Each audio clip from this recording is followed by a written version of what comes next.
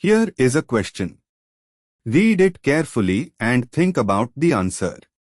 Let us solve it step by step. Let us begin solving this step by step. Identify the structures. Compound X is 1,4-dioxane, a six-membered ring with oxygens at the 1 and 4 positions. It is a cyclic diether with no carbonyl or aldehyde functionality. Compound Y is 1,3-dioxane, a six-membered ring with oxygens at the 1 and 3 positions. This is a cyclic acetal, formerly the acetal of malonaldehyde or a related carbonyl compound. The carbon at position 2 between the two oxygens is an acetyl carbon OCH2O unit. Moving on to the next step. Hydrolysis with H3O+. When treated with aqueous acid, H3O+.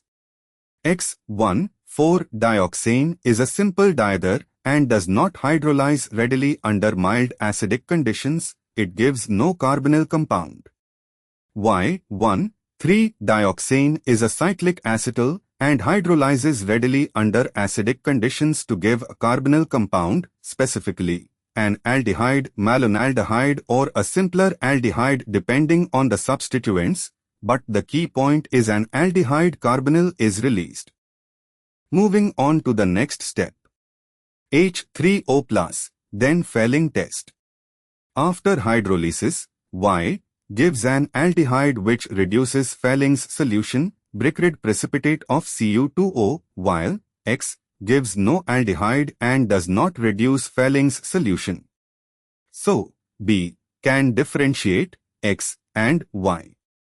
And for the final step, H3O+, then Na. After hydrolysis, Y gives an aldehyde product. However, the hydrolysis of the acetal also releases an alcohol, ethylene glycol or similar diol. Alcohols react with Na to give H2 gas. X, after treatment with dilute H3O+, remains largely as the diether and upon treatment with Na shows little to no reaction. Ethases do not react with Na.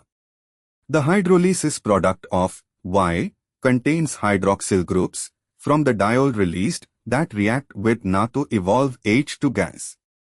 This difference can be used to differentiate them.